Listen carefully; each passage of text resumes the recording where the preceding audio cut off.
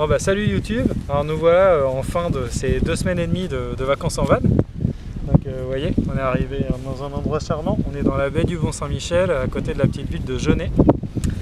Donc je vous ai fait une petite vidéo là pour faire un bilan du coup après ces 3 semaines dans Berny, pour savoir qu'est-ce qu'on envisage du coup, parce qu'il fallait vivre dedans quand même pour se rendre compte ce qu'il fallait ou pas changer. Donc voilà. Donc, déjà, il va falloir que je revoie la sécurité du lit de toit. Parce que Fanche, suivant comment je suis garé en côte, en pas droit ou quoi, j'ai beau avoir des cales, des fois c'est pas droit et il n'y a aucune sécurité. Il pourrait nous tomber sur les pieds ou sur la tête, suivant dans le sens où on est garé. Donc déjà, ça c'est un problème. Donc essayer de voir si je peux pas mettre un filet ou carrément remettre une petite planche recourbée pour faire un bord de lit. Enfin, à réfléchir, faut que je voie.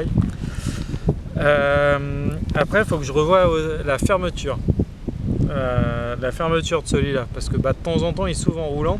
Alors c'est pas dangereux, il n'y a rien qui peut tomber dedans parce que je mets pas des briques dedans, hein, forcément. Mais par contre, le lit pourrait sortir de sa glissière et se placer, mais ça ce serait pas trop grave, il pourrait pas tomber sur quelqu'un. Mais c'est juste qu'à chaque fois que ça tombe, ça fait un boucan pas possible. Et moi quand je conduis ça me fait sursauter. C'est pas très bon quand même. Niveau sécurité on n'est pas ouf. Et du coup je vais avoir la fermeture de ce truc là. Tout ça bien sûr hein, je le ferai en vidéo. Je pense que je vais poser une barre dans la douche aussi pour le séchage des serviettes, pour pouvoir y mettre des cintres aussi quand on a nos impairs qui sont mouillés ou quoi, parce que quand même on sort aussi sous la pluie. Parce que je vais supprimer la penderie. Donc la penderie qu'il y a dans le véhicule, je vais en faire des placards avec des étagères parce qu'on manque quand même un peu de rangement. Et la penderie c'est quand même pas le truc le plus utile quoi, à part pour faire sécher des trucs, et du coup je peux le faire dans la douche. À la limite c'est pas plus mal, ça mouille le sol de la douche qui lui est isolé. Donc je vais sûrement enlever la lumière et la pochette au-dessus de la banquette et les remplacer par des étagères, voire carrément un placard. Je verrai peut-être même pour y incruster mon écran d'ordinateur pour la suite. Donc de toute façon tout ça je vais faire des vidéos, alors ce ne sera pas des tutos, mais je vous montrerai quand même bien dans le détail comment je fais. Je vais enlever ça. Je vais voir pour un porte-vélo, parce que c'est vrai que on adore le vélo, moi le premier, et c'est quand même dommage de ne pas pouvoir les emmener. Donc voir si je peux faire rajouter un porte-vélo, mais j'aimerais bien un porte-vélo façon Philippe de la chaîne Voyage qui peut se détacher mais qui n'est pas solidaire des portes, parce que j'ai qu'une porte qui s'ouvre à l'arrière, si elle s'ouvre plus c'est quand même embêtant.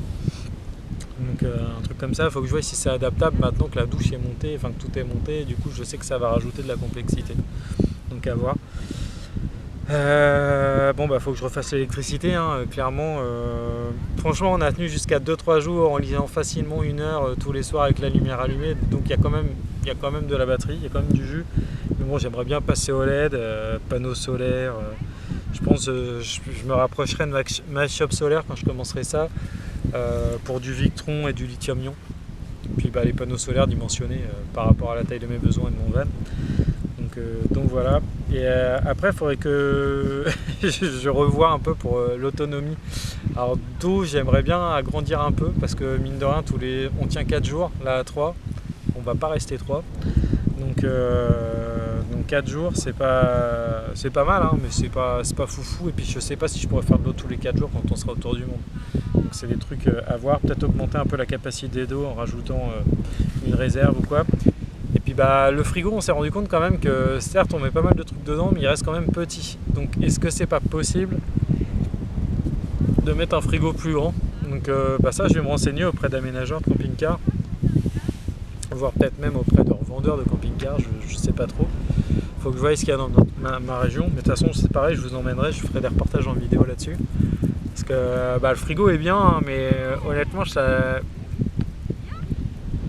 va être 30 litres.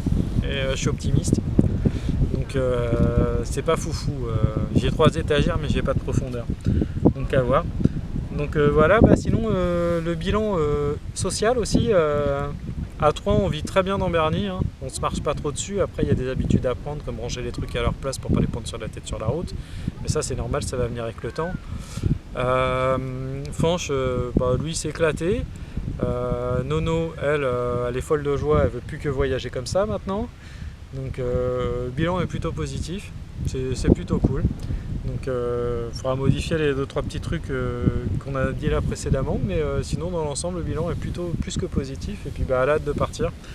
Donc dès que je vais pouvoir, là je pense dès la rentrée septembre, je vais commencer à chercher un petit peu tout ce qui...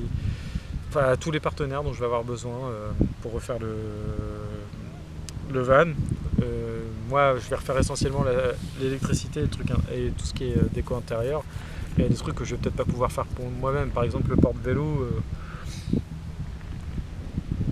Percer sa carrosserie, c'est quand même une étape compliquée psychologiquement. Si on veut rester étanche, je suis pas sûr que je me sens de me prendre la responsabilité sur le dos de percer à côté. D'un autre côté, si le mec il perce à côté, je l'engueulerai pas, hein. Enfin j'aurais sûrement fait la même connerie. C'est juste que je préfère faire confiance à un gars qui a l'habitude, en espérant qu'il se loupe pas, que moi qui n'ai pas l'habitude et disons que je me louperai peut-être pas, mais il y a du 50-50, donc il vaut mieux éviter. Je suis bientôt en rate de batterie, donc ce petit débrief pour les vacances va s'arrêter là. De toute façon, je rentre dans 4 jours. Donc, pour les 4 derniers jours, j'aurai pas de vidéo, mais désolé, j'ai plus de batterie, puis je vois vraiment pas recharger. Donc voilà, mais il me semblait important de faire ce petit débrief parce que quand même la vie en van, quand on n'a pas l'habitude, c'est important de se poser les bonnes questions. Là, on est parti 2 semaines et demie, donc ça nous a permis de voir quand même. Donc avec des cuves propres, si on peut consommer l'eau des cuves, il n'y a pas de souci. Après ouais, voilà, c'est l'autonomie électrique, ça nous a posé vraiment gros problème ça pendant les vacances parce que du coup moi ça fait 2 semaines que j'ai plus de téléphone portable et tout. Bon après je m'en fous, hein, le téléphone portable clairement c'est pas un pilier de ma vie, hein. J'ai plutôt rien à foutre qu'autre chose. Il y a 2 ans j'avais encore un 3310, ça m'allait très bien. Il tombait, mais voilà, c'est pas ma vie, mais bon c'est vrai que du coup maintenant qu'on les a, au niveau GPS, les lectures des mails, si on est sur la route c'est quand même pratique. Donc je vais améliorer l'électricité, puis il faudra quand même que j'embarque mon PC pour vous monter les vidéos. Donc voilà, YouTube, moi je vous fais un gros bisou, je vous dis à bientôt, et au retour des vacances, je commence à poster les premières vidéos. Allez, ciao! Hey, t'as pensé à t'abonner et à liker? Et à commenter et à partager! Parce que si tu veux qu'on puisse acheter du nouveau matos Pour faire des vidéos pour toi, faut t'abonner!